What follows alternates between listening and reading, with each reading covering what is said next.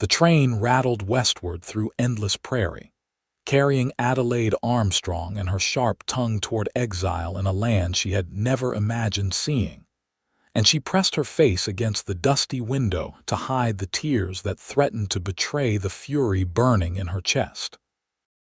Her uncle had made the arrangements swiftly after the incident at the Boston Literary Society meeting, where Adelaide had dared to suggest that women deserved the vote and the right to own property without male oversight. The matrons had gasped, the men had laughed dismissively, but Adelaide had continued speaking, her voice rising with each interruption until security had escorted her from the building. The newspaper the next morning had called her a troublemaker and a spinster harpy at 22. Her uncle, a prominent banker concerned about his reputation, had purchased her train ticket within the week. "California will teach you humility," he had said coldly. "Your aunt's cousin runs a boarding house in Ukiah. You will work for her until you learn to control that vicious tongue of yours."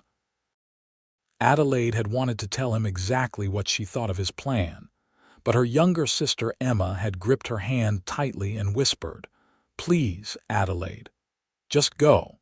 He is threatening to send me to that awful finishing school if you cause more trouble." So Adelaide had packed her trunk with the few belongings her uncle permitted her to take, kissed Emma goodbye, and boarded the train heading west. That had been 2 weeks ago. Now, in early June of 1876, the landscape outside her window had transformed from green eastern forests to golden grasslands to the dusty, sun-baked hills of Northern California. The train pulled into Ukiah late in the afternoon, the small town sprawling along a valley with mountains rising on either side. Adelaide gathered her belongings and stepped onto the platform, her traveling dress wrinkled and dusty, her dark hair escaping its pins. The air smelled of dust and horses and something wild she could not quite identify. A stout woman in a faded calico dress approached her. "Adelaide Armstrong." "Yes, madam. I am Mrs. Patterson. Your uncle wrote to me. Come along. We have work to do before supper." The boarding house stood at the edge of town, a 2-story structure badly in need of paint. Mrs. Patterson led Adelaide inside and showed her to a tiny room under the eaves that would serve as her quarters. "You will cook, clean, do laundry, and serve meals," Mrs. Patterson said brusquely. "In exchange, you receive room and board. No wages. Your uncle was quite clear that you are here to learn discipline, not to earn money." Adelaide bit back the retort that rose to her lips. She needed time to figure out her next move, and antagonizing her only source of shelter seemed unwise. The work proved backbreaking. Adelaide rose before dawn to start fires and prepare breakfast for the dozen men who boarded at the house, most of them ranch hands and miners. She scrubbed floors, hauled water, washed linens in great tubs behind the house, and fell into bed each night too exhausted to cry. 3 weeks passed in this grinding routine. Adelaide spoke little, kept her eyes down, and tried to become invisible. But invisibility had never been her strength. It was a Friday evening when everything changed. Adelaide was serving supper, moving between the long tables with platters of beef and potatoes, when one of the miners, a crude man named Hoskins, grabbed her wrist. "Slow down, sweetheart. Give us a smile." Adelaide tried to pull away. "Please release me, sir." "Not until I get that smile." His fingers tightened painfully. "I said release me." Adelaide's voice rose. "Tetchy little thing, are not you?" Hoskins grinned at his companions. "Maybe you need someone to teach you some manners." The rage that Adelaide had been suppressing for weeks suddenly erupted. She jerked her wrist free and stepped back. "Perhaps you need someone to teach you that women are not your playthings. We are human beings deserving of respect, and if you ever touch me without permission again, I will ensure you regret it." The room fell silent. Mrs. Patterson appeared in the doorway, her face flushed. "Adelaide, apologize this instant." "I will not. He assaulted me." "You ungrateful girl." "After I took you in." "You mean after my uncle paid you to warehouse me here like an inconvenient piece of furniture?" The words tumbled out now, unstoppable. "I work from dawn until midnight for no wages while you charge these men premium rates for mediocre food and lumpy mattresses." "Who exactly should be grateful?" Mrs. Patterson's face turned purple. "Get out. Get out of my house this instant," with pleasure. Adelaide untied her apron, threw it on the floor, and marched upstairs to gather her belongings. 20 minutes later, she stood on the darkening street with her trunk, 47 cents in her pocket, and no idea what to do next. The evening air was cooling rapidly. She could not afford the hotel. She had no friends in town. Going back to Boston meant endangering Emma. Adelaide sat on her trunk and tried to think. Behind her, she heard bootsteps approaching. That was quite a speech. She turned to find a tall man watching her from a few feet away. He wore typical cowboy attire, dusty denim pants, a worn shirt, a leather vest, and a hat pushed back to reveal sun-bronzed features and eyes the color of whiskey in lamplight. He looked to be in his mid-20s, lean and rangy with the easy stance of someone comfortable in his own skin. "I suppose you think I should have held my tongue," Adelaide said tiredly. "No, madam. I think Hoskins is a pig who has needed someone to tell him so for about 10 years now." He smiled, and something in Adelaide's chest did an unexpected flip. "I am Gideon Xavier. I work the ranch about 5 miles north of town. Adelaide Armstrong, recently unemployed, I heard." He studied her for a moment. "Can you actually cook, or was Mrs. Patterson doing most of it?" "I can cook. I can also read, write, do mathematics, discuss literature and politics, and apparently destroy my own life with remarkable efficiency." To her surprise, Gideon laughed. It was a good laugh, genuine and warm. "I like a woman with fire. We have been looking for someone at the ranch who can manage the house and meals. The last woman quit 3 months ago, and we have been making do with what the hands can throw together, which is mostly beans and burned biscuits." Adelaide stood, hope flaring in her chest. "You are offering me employment, if you want it. Room and board plus $20 a month. It is a working cattle ranch, so there will be 8 to 10 men around most of the time, but they are decent fellows. Any of them step out of line, you tell me or the foreman, and we will handle it." "Why would you offer this to a complete stranger who just got fired for insubordination?" Gideon's smile faded into something more serious. "Because I was sitting at that table tonight. I saw what Hoskins did. You were defending yourself, and everything you said to Mrs. Patterson was true. She is a greedy woman who treats her help like slaves." He paused. "And because anyone who speaks up like that, knowing the cost, is someone with courage. We could use some courage at the ranch." Adelaide felt tears prick her eyes for the first time since leaving Boston. "Thank you," she said quietly. "I accept your offer. Good." Gideon picked up her trunk as if it weighed nothing. "My horse is at the livery. It is too late to ride back tonight. I will get you a room at the hotel and we will head out at first light." "I cannot afford the hotel. The ranch can." "Consider it an advance on your wages." They walked through the darkening streets together. Gideon arranged for her room and carried her trunk upstairs. At the door, he paused. "Miss Armstrong, I should mention something. The ranch belongs to my brother and me. He is a good man, but he can be gruff. Do not let him intimidate you. After tonight, I doubt anyone could intimidate me. I seem to have lost my sense of self-preservation entirely." Gideon's eyes crinkled with amusement. "Something tells me you will fit right in. Sleep well. I will knock at sunrise." True to his word, he rapped on her door just as pink light was painting the eastern sky. Adelaide had been awake for an hour, nerves and excitement making sleep impossible. She had washed in the basin, pinned her hair into a practical bun, and donned her sturdiest dress. They ate a quick breakfast at a small cafe, then headed to the livery. Gideon's horse was a handsome bay gelding. He secured Adelaide's trunk behind the saddle, then mounted and offered her his hand. "You will have to ride with me. Can you manage?" Adelaide had never ridden astride in her life, but she refused to admit it. She took his hand, let him pull her up behind him, and tried to figure out where to put her arms. "Hold on to me," Gideon said matter-of-factly. "The trail can get rough." Tentatively, Adelaide placed her hands on his waist. She could feel the warmth of him through his shirt, the solid strength of muscle and bone. As they started moving, she instinctively tightened her grip. The ride took nearly 2 hours.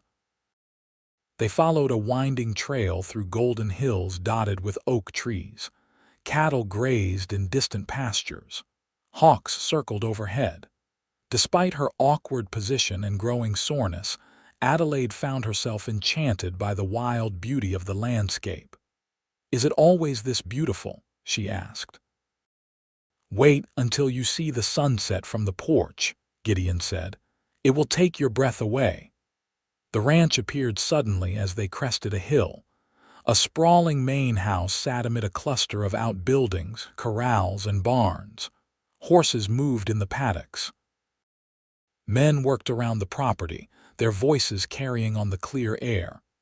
Gideon rode straight to the main house and helped Adelaide down. Her legs trembled from the unaccustomed ride, and she stumbled. He caught her elbow to steady her. "Give it a minute. Your muscles will remember how to work." The front door opened and another man stepped out. He was older than Gideon, perhaps 30, with the same lean build but darker coloring and a harder set to his jaw. "Gideon, who is this?" "This is Miss Adelaide Armstrong. She is our new housekeeper. Adelaide, my brother, Garrett Xavier." Garrett looked her up and down with frank assessment. "Can you cook?" "Yes." "Can you keep house?" "Yes." "Can you handle living in a place full of rough men?" Adelaide met his gaze steadily. "I just spent 3 weeks at Mrs. Patterson's boarding house. I believe I can handle anything." Something shifted in Garrett's expression. Not quite a smile, but a softening. "Fair enough. Gideon will show you around. We eat at 6. Do not be late." He turned and strode off toward the barn. Adelaide released a breath she had not realized she was holding. "That went well," Gideon said cheerfully. He barely growled at all. The house was large and surprisingly well built, with a spacious kitchen, a dining area that could seat a dozen people, a parlor, and several bedrooms upstairs. Everything was dusty and disorganized, dishes piled in the sink, floors unswept, but Adelaide could see the potential. "Your room is through here," Gideon said, leading her to a small bedroom off the kitchen. It had a real bed, a wardrobe, a washstand, and a window overlooking the hills. After her airless attic room at Mrs. Patterson's, it felt like a palace. He brought in her trunk and set it by the bed. "Take some time to settle in. I will introduce you to the hands at supper. If you need anything before then, just holler. Someone will hear you." After he left, Adelaide sat on the bed and looked around her new home. For the first time since leaving Boston, she felt something like hope.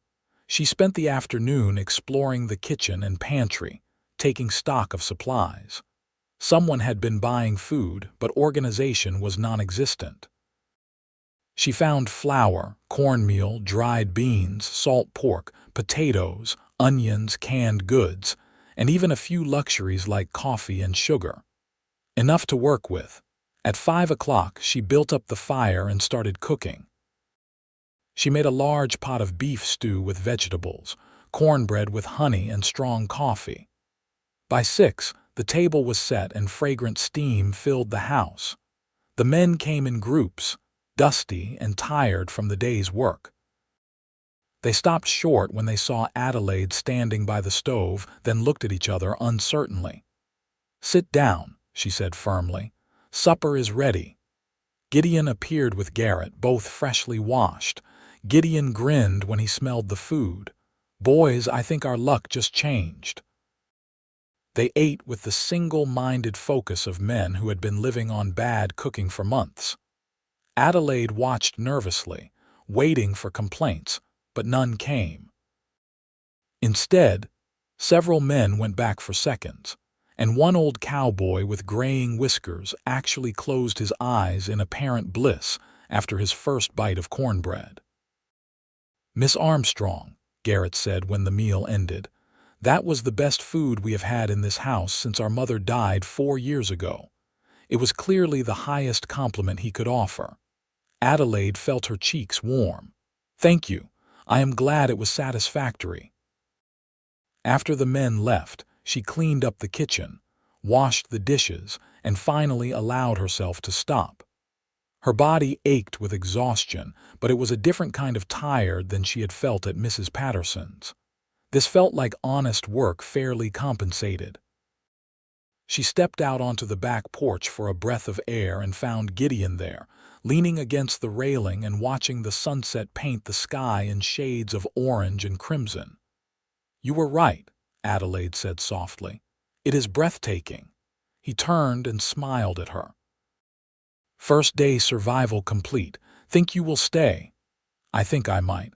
Over the following weeks, Adelaide fell into a rhythm. She rose early to prepare breakfast, packed lunches for the men working distant sections of the ranch, cleaned and organized the house, did laundry, tended the kitchen garden she discovered behind the house, and prepared substantial dinners. The work was hard, but she had her own space, fair wages, and for the first time in her life, a sense of purpose beyond simply existing as an inconvenient female relation. The ranch hands treated her with cautious respect. They called her Miss Armstrong, thanked her for meals, and kept their rough language in check when she was around. The old cowboy, whose name was Tobias, appointed himself her unofficial guardian and could often be found lurking nearby when she worked outside, just in case. Garrett remained gruff but fair.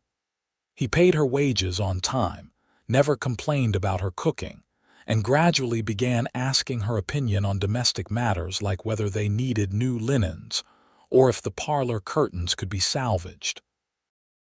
But it was Gideon who filled Adelaide's thoughts far more than was wise. He was often at the house, helping with repairs or bringing in supplies. He had an easy way about him, quick to laugh and generous with praise. He treated Adelaide like an equal, asking her thoughts on everything from politics to the best way to treat a lame horse. When she mentioned missing books, he disappeared into town and returned with 3 volumes he thought she might enjoy. "How did you know I would like poetry?" she asked, touched by the gesture. "You have the soul of someone who appreciates beauty," he said simply. "Seemed like poetry would suit you." Adelaide tried to guard her heart, but it was a losing battle. She caught herself watching for Gideon during the day, listening for his voice, brightening when he entered a room. She scolded herself for foolishness. He was her employer's brother. He was probably just being kind to the hired help. She had no business developing feelings for him. But then there were moments that made her wonder. The way his gaze lingered on her face when he thought she was not looking. The time he taught her to ride, his hands gentle and patient as he showed her how to hold the reins, his voice warm with encouragement. The evening he found her crying on the porch after receiving a cold letter from her uncle and sat with her for an hour, not offering empty platitudes but simply being present in her grief. "You ever regret it?" he asked that night. "Speaking up, I mean, losing everything." Adelaide considered. "I regret the pain it caused my sister, but regret silencing myself. No, I cannot be someone I am not, even if being myself means losing everything." "Then you have not lost everything," Gideon said softly. "You still have yourself. That is more than most people can say." Summer deepened into the scorching heat of July and August. Adelaide learned to bake bread in the outdoor oven, to preserve fruit, to manage household accounts. She learned the names of all the horses, the rhythms of ranch life, the distant mountains that ringed the valley. She also learned that the ranch was in financial trouble. She overheard Garrett and Gideon arguing in the barn one evening when she went to gather eggs from the chickens that roosted there. "We cannot make the bank payment this year," Garrett was saying, his voice tight with stress. "Not after losing those 50 head to rustlers and the drought cutting the grass." "We can sell the north section," Gideon suggested. "That land has been in our family for 20 years. Father would turn in his grave." "Father is dead, Garrett. Keeping the ranch alive matters more than sentiment." Adelaide crept away before they could hear her, but the conversation troubled her. That night, unable to sleep, she lit a lamp and began going through the household accounts. She had a good head for figures, better than most men if she was honest, and she thought she might find some way to help. By dawn, she had several pages of notes and a tentative plan. She waited until after breakfast, then asked Garrett if she could speak with him. He looked surprised but gestured her into the small office off the parlor. Gideon was there too. Both brothers bent over a ledger that apparently contained nothing but bad news. "I apologize for intruding," Adelaide began, "but I could not help overhearing your conversation last night. I have been reviewing the household expenses, and I believe I have found some ways to reduce costs without sacrificing quality." She laid out her notes. "By buying certain supplies in bulk, negotiating better prices with local merchants, preserving more food for winter rather than purchasing it, and making rather than buying items like soap and candles." She calculated they could save nearly $300 over the next year. Both men stared at her. "You figured this out in one night?" Gideon asked. "I have always been good with numbers. My father used to let me help with his accounts before he died." Adelaide hesitated, then pressed on. "I also noticed that you are selling your cattle to a broker in San Francisco who takes a substantial commission. Have you considered bypassing him and selling directly to buyers?" "We do not have those connections," Garrett said slowly, "but I might be able to help you make them. My uncle, despite his many flaws, is very well connected in business. Before he exiled me, I handled much of his correspondence. I know how to write persuasive letters, and I still have some of his contact information. If you would permit me to write on the ranch's behalf, I believe I could establish direct relationships with buyers who would pay better prices." Garrett and Gideon looked at each other. Some wordless communication passed between them. "Why would you do this?" Garrett asked. "This is far beyond your duties as housekeeper." Adelaide met his gaze steadily. "Because this ranch gave me a home when I had none. Because you treated me with fairness when I had experienced nothing but condemnation. Because I am capable of more than cooking and cleaning, and I would like the opportunity to prove it. You are not doing this to try to wheedle more wages out of us." Garrett's tone was challenging but not unkind. "If my efforts save the ranch money or earn it more income, then I would hope for fair compensation reflecting that contribution," Adelaide said calmly. "But I am not making helping conditional on payment. I am offering because it is the right thing to do." Gideon smiled that warm smile that made Adelaide's heart skip. "I told you she had courage." "That you did." Garrett stood and extended his hand. "Very well, Miss Armstrong, we accept your offer. Let us see what you can do." Over the next 2 months, Adelaide threw herself into the project. She wrote dozens of letters, carefully crafted to appeal to business interests, while highlighting the quality of the ranch's cattle and the integrity of its owners. She negotiated with local merchants, her sharp tongue proving useful for once as she talked them into better terms. She implemented her cost-saving measures, teaching herself and the ranch cook how to make soap and candles, organizing massive food preservation efforts. And slowly, incredibly, her efforts bore fruit.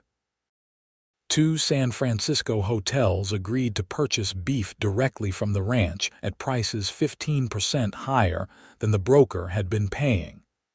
A Sacramento restaurant wanted a regular supply. Household costs dropped dramatically. By October, when the cattle were driven to market, the financial picture had changed entirely. The ranch would not only make its bank payment, but would show a modest profit. The night they received the final payment, Garrett did something Adelaide had never seen him do. He smiled, a real genuine smile that transformed his hard face. "Miss Armstrong," he said formally, "you have saved this ranch. I do not know how to thank you adequately. Your continued employment of me is thanks enough." "Nonsense. You have earned a partnership, not just a job." He pulled out an envelope and handed it to her. "This is 5% of our profit this year. If you continue to help manage the business side of the ranch, you will receive 5% of all future profits as well." Adelaide opened the envelope with trembling hands. Inside was a bank draft for $300, more money than she had ever possessed in her life. "I cannot accept this," she whispered. "You can and you will," Garrett said firmly. "You earned it. Besides, Gideon will never forgive me if I let you refuse." Adelaide looked at Gideon, who was watching her with an expression that made her breath catch. Pride, admiration, and something deeper, something that made her feel warm all the way to her toes. "Thank you," she managed. "Both of you. You have given me more than money. You have given me the chance to be who I truly am." That evening, restless with emotion, Adelaide walked out to the pasture where the horses grazed. The autumn air was cool and sweet, the sky brilliant with stars. She leaned against the fence and tried to process everything that had happened. She heard footsteps and turned to find Gideon approaching. Her heart began its now familiar rapid beat. "Beautiful night," he said, joining her at the fence. "Yes." They stood in comfortable silence for a moment. Then Gideon said, "You know, that first night when I saw you sitting on your trunk in the street, I thought you were the bravest person I had ever met. I was terrified. Brave is not the same as fearless. Brave means doing what you have to do even when you are scared." He turned to face her. "Adelaide, you are the most remarkable woman I have ever known. You are smart, capable, fierce, and kind. You transformed this ranch and you transformed me." "Transformed you?" Her voice came out breathless. "I was drifting before you came. Going through the motions of living without really feeling alive. You reminded me what it means to care about something, to fight for something. You made me want to be better." He took a step closer. "I am in love with you. I have been for months.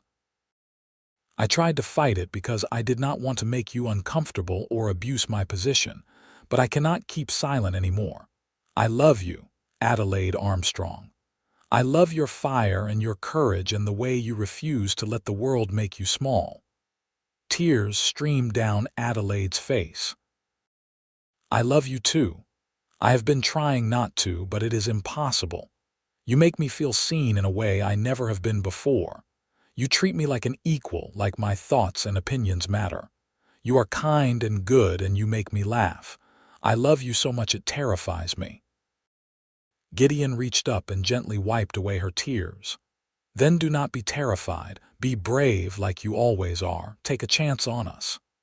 "I want to. But Gideon, you need to understand who you would be choosing. I am not going to suddenly become quiet and demure. I will always speak my mind. I will always fight for what I believe is right. I will embarrass you at social gatherings and probably anger half the town with my opinions." "Good," Gideon said fiercely. "I do not want you any other way. I love you exactly as you are. I want to spend my life with a woman who challenges me and the world around her. I want to build something with you, Adelaide. A real partnership. Will you marry me? Adelaide laughed through her tears. That might be the least romantic proposal in history. Is that a no? It is a yes, you foolish man. Yes, I will marry you. Gideon let out a whoop of joy and lifted her off the ground, spinning her around until they were both dizzy and laughing. When he set her down, he cupped her face in his hands and kissed her, gentle and sweet and full of promise. I am going to make you so happy, he whispered against her lips. You already have. They decided to wait until spring for the wedding, giving Adelaide time to write to Emma and attempt a reconciliation with her family. The letter she received back from her sister was full of joy and congratulation, though Emma warned that their uncle remained implacably opposed to any contact with Adelaide. That is his loss, Gideon said when Adelaide showed him the letter. We will build our own family. Planning the wedding gave Adelaide a new project to focus on. She had never imagined getting married, had always assumed her sharp tongue and independent spirit would doom her to spinsterhood. Now, she found herself caught up in the happy details of flowers and food and finding a dress. The ranch women in the area, initially suspicious of the outspoken Eastern woman, gradually warmed to her as word spread of how she had helped save the Xavier ranch. They offered advice, shared recipes, and several even offered to help sew her wedding dress. Garrett, for his part, seemed genuinely happy for his brother. You are good for him, he told Adelaide one evening. He has always been too easygoing, too willing to let life happen to him. You make him want to fight for things. That is a gift. Winter came, cold and wet, with storms rolling in from the Pacific. Adelaide spent her evenings reading by the fire with Gideon, discussing everything from philosophy to poetry to their plans for the future. He wanted to expand the ranch, perhaps breed horses as well as cattle. She wanted to continue developing the business side, maybe even start a small school for ranch children in the area. You would be an amazing teacher, Gideon said. Smart, passionate, patient when it matters. Patient is not a word most people would use to describe me. Then most people do not know you like I do. On Christmas morning, Gideon gave Adelaide a beautiful leather-bound journal. For all those thoughts you are always having, he said. So you can write them down and maybe someday share them with the world. Adelaide gave him a watch that had belonged to her father. So you will always have time for me, she said, trying to make a joke of it, but Gideon understood the significance. She was giving him a piece of her past, her family, her heart. I will treasure it, he said solemnly. Just like I treasure you. Spring arrived with an explosion of wildflowers covering the hills in waves of color. Adelaide stood in the small church in Ukiah on a bright April morning in 1877. Wearing a simple white dress adorned with lace, and married Gideon Xavier in front of a gathering of ranchers, cowboys, and townspeople. Emma had made the journey west, defying their uncle's orders. She stood as Adelaide's witness, crying happy tears throughout the ceremony. Garrett stood with Gideon, his usually stern face soft with emotion, when the preacher pronounced them husband and wife. Gideon kissed Adelaide with such tenderness that several of the ranch wives sighed audibly. The celebration afterward at the ranch was raucous and joyful. Someone had brought a fiddle, and dancing broke out in the yard.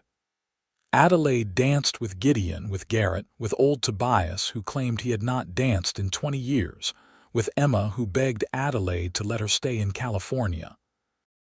Do you mean it? Adelaide asked. Uncle will be furious.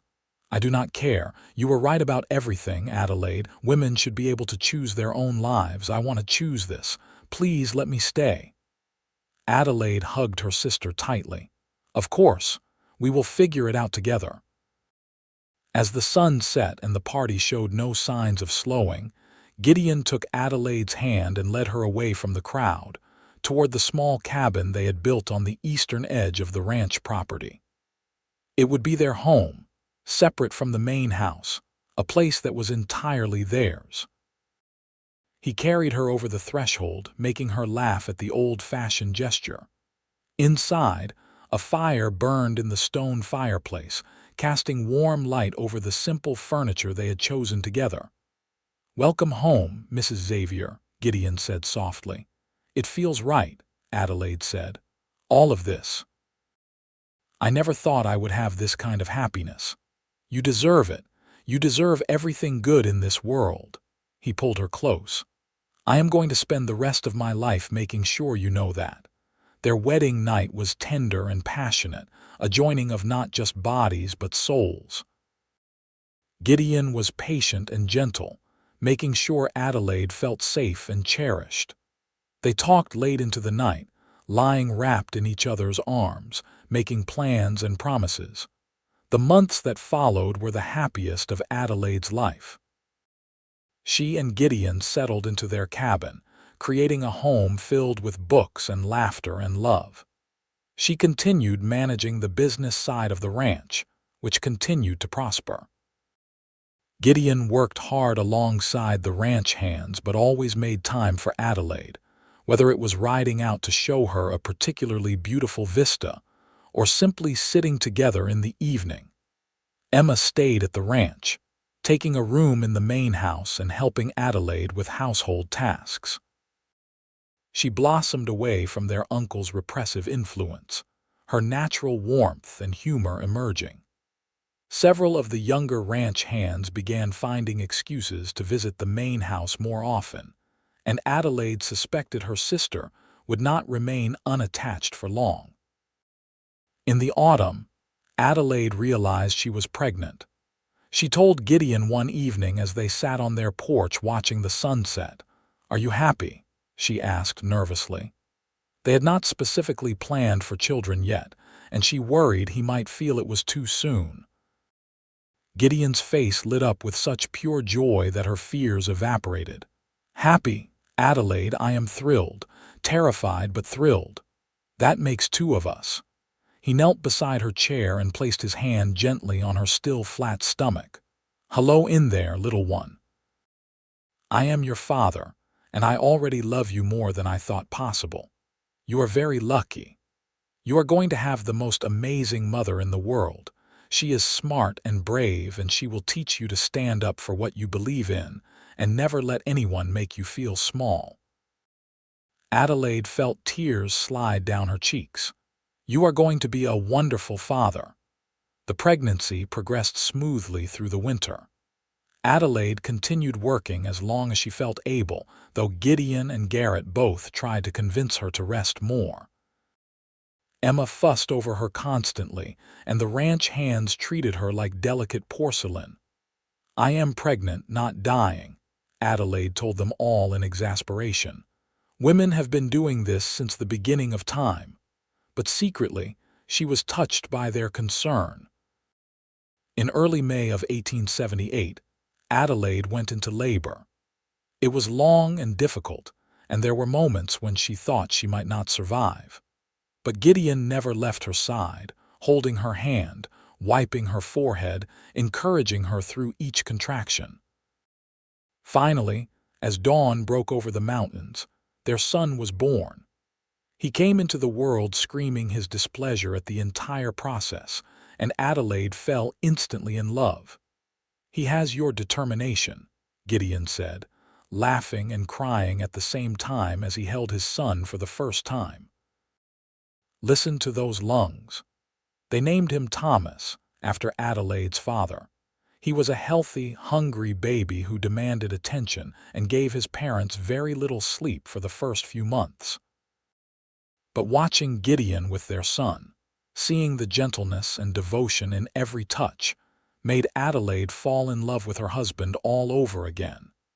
Garrett was surprisingly good with the baby, often appearing at the cabin to give Adelaide and Gideon a break. "Someone has to teach him how to ride," he said gruffly when Adelaide thanked him. "He is 4 months old, Garrett. Never too early to start planning." Emma, meanwhile, had indeed caught the attention of one of the ranch hands, a sweet-natured young man named Daniel Foster. They married that autumn in a quieter ceremony than Adelaide and Gideon's had been, and Emma moved into one of the small cottages on the ranch property. "I never thought I would have this," Emma confessed to Adelaide the night before her wedding. "A home where I can be myself, a man who respects me. A family I chose. Thank you for being brave enough to speak up that night in Boston. You showed me what was possible." "We showed each other," Adelaide said. "I could not have survived without knowing you needed me to." As Thomas grew from baby to toddler, Adelaide and Gideon's life continued to expand in wonderful ways. The ranch prospered, allowing them to hire more hands and expand operations. Adelaide started the school she had dreamed of, teaching ranch children reading, writing, and arithmetic 3 days a week in a converted barn. Several mothers asked if they could attend as well, and Adelaide happily agreed. Education, she believed, should be available to everyone regardless of age or gender. She also began writing articles about ranch life and women's rights, submitting them to newspapers under a pseudonym at first, then under her own name. To her surprise, several were published. She received both praise and condemnation, but she had learned long ago not to let others' opinions silence her. Gideon supported every endeavor, proud of his wife's accomplishments and never threatened by her success. "You make me better," he told her often. "You make everyone around you better." In the summer of 1880, Adelaide gave birth to their second child, a daughter they named Caroline. She was calmer than her brother had been, a thoughtful baby who seemed to study the world around her with serious eyes. "She is going to be brilliant," Gideon said, cradling his daughter. "Just like her mother." "And stubborn," Adelaide added, "just like her father." Thomas, now 2 years old, was fascinated by his baby sister. He would sit beside her cradle for hours, telling her rambling stories in his toddler language that no one else could understand. Life settled into a comfortable rhythm. There were challenges, of course. Difficult winters, sick animals, the occasional conflict with neighboring ranchers. But Adelaide and Gideon faced everything together, their partnership growing stronger with each passing year. On their 5th wedding anniversary, Gideon took Adelaide riding up into the hills to a spot overlooking the entire valley. They sat together on a sun-warmed rock, watching hawks circle overhead. "You ever regret it?" Gideon asked. "Leaving Boston, losing your old life?" Adelaide thought about the frightened, angry young woman she had been on that train heading west. She thought about all she had gained since then: a home, a purpose, children, a partner who loved and respected her completely. "No," she said, "I regret nothing. Being sent west was the best thing that ever happened to me. It brought me to you."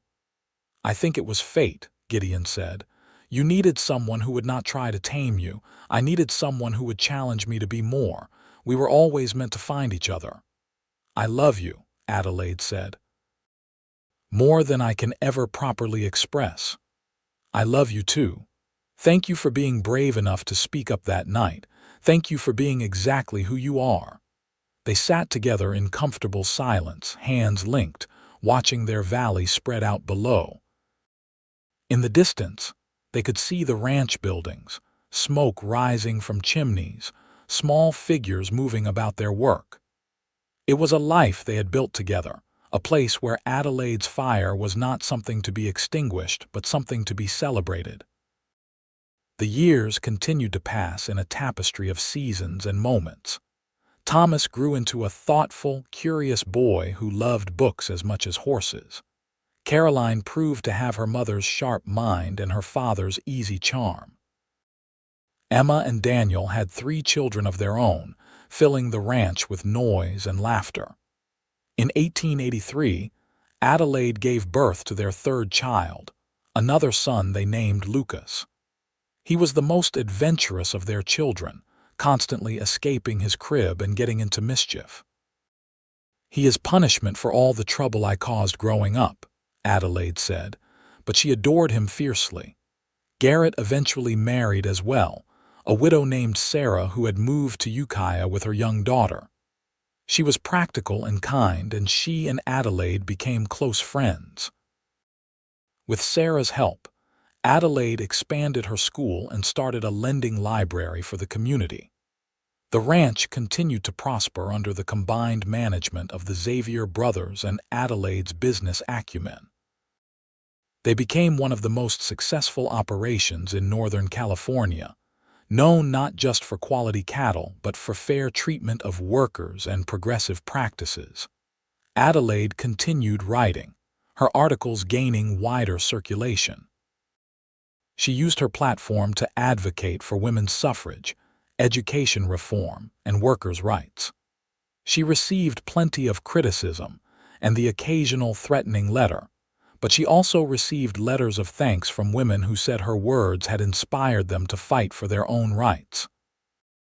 "You are changing the world," Gideon told her after a particularly nasty editorial attacking her had been published in a San Francisco paper. "Do not let them silence you." "I will not," Adelaide promised. "I learned a long time ago that my voice matters. I am not giving it up for anyone." On a warm evening in the summer of 1885, the extended Xavier family gathered at the main ranch house for a celebration. It was Adelaide and Gideon's 8th anniversary, but it was also the 10th anniversary of Adelaide's arrival in Ukiah. As the adults sat on the porch watching the children play in the yard, Emma raised her glass in a toast. "To my sister," she said, "who was too outspoken for Boston but perfectly suited for the West, who taught me that being true to yourself is worth any cost, who built a family and a home through sheer determination and courage." "To Adelaide," the others echoed, glasses raised. Adelaide felt tears prick her eyes. She looked around at the people gathered there, her family by blood and by choice, and felt overwhelmed with gratitude. "I have a toast of my own," she said, standing. "To second chances. To the man who said he liked a woman with fire and then proved it every day for 8 years. She smiled at Gideon, who smiled back with all the love in his heart shining in his eyes. "To building a life that honors who we truly are instead of who others think we should be. To all of you, for accepting me, supporting me, and making this place home.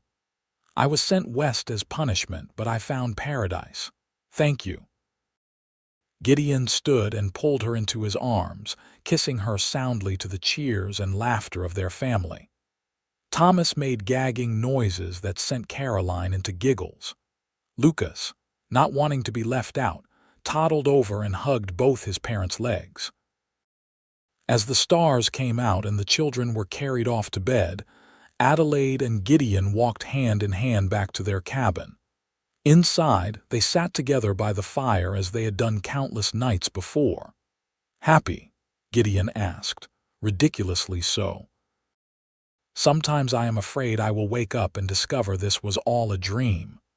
"Not a dream. This is real. We are real." He pulled her closer. "And we are going to keep building this life together for the next 50 years. "Only 50, Adelaide teased. "You are right. Not nearly enough time." "I will need at least 70 years with you. Maybe 80. They laughed together, the easy laughter of people who knew each other completely and loved without reservation. The years ahead would bring more challenges and more triumphs. California would change, the wild frontier gradually giving way to civilization. But the ranch would endure, passed down through generations. Thomas would take over operations eventually, with Caroline becoming a teacher and writer like her mother. Lucas would become a veterinarian, using his love of animals to serve the ranching community. Adelaide and Gideon would grow old together, their hair graying, their faces weathering, but their love never diminishing. They would sit on their porch in their later years, surrounded by children and grandchildren, and tell stories about how they met. She was sitting on a trunk in the street, Gideon would say, looking like she wanted to fight the world. He said he liked a woman with fire, Adelaide would add, and I decided to test whether he meant it. Best decision I ever made, Gideon would say, taking her hand.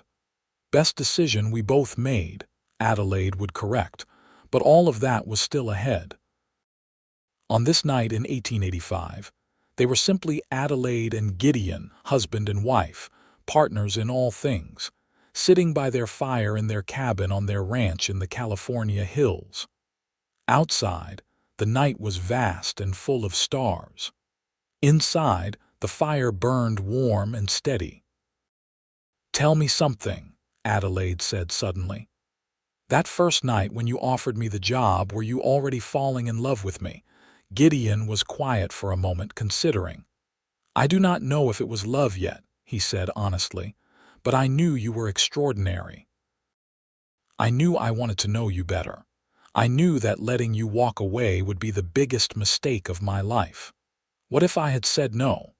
Then I would have had to think of another reason to keep you around. Maybe I would have invented an urgent need for a business manager or a horse trainer or a tutor for children I did not yet have." Adelaide laughed. "You would have been that determined. Adelaide, when you know something is right, you fight for it. You taught me that." He kissed her forehead. "You were worth fighting for. You still are. You always will be." They sat together in the firelight, talking quietly of everything and nothing until Adelaide yawned hugely. "Bed," Gideon said, pulling her to her feet. "We have 3 children who will be awake demanding breakfast at an unreasonable hour."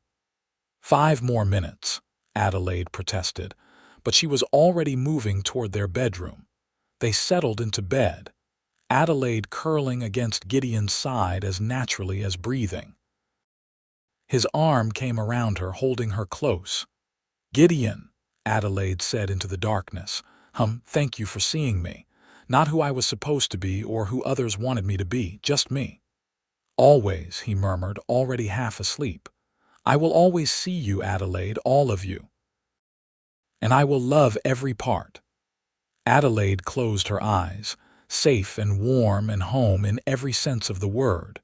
She had been shipped west for being too outspoken, labeled a troublemaker, treated like a problem to be solved. But here in Gideon's arms, in their cabin on their ranch, surrounded by the family they had built, she was exactly what she had always been meant to be. She was Adelaide Xavier. Wife, mother, rancher, writer, teacher, fighter for justice. She was a woman with fire who had found a man brave enough to warm himself by her flame rather than try to extinguish it. She was, at long last, completely and utterly herself. And as sleep claimed her, Adelaide smiled into the darkness, knowing that tomorrow would bring new challenges and new adventures, but she would face them all with Gideon by her side and fire in her heart. The wind whispered through the California hills, carrying the scent of wild sage and promise. In the cabin, 2 hearts beat in synchronized rhythm, 2 souls intertwined, and somewhere in the vast starlit sky, the universe smiled at the rightness of it all. A woman had been sent west as punishment and found her purpose.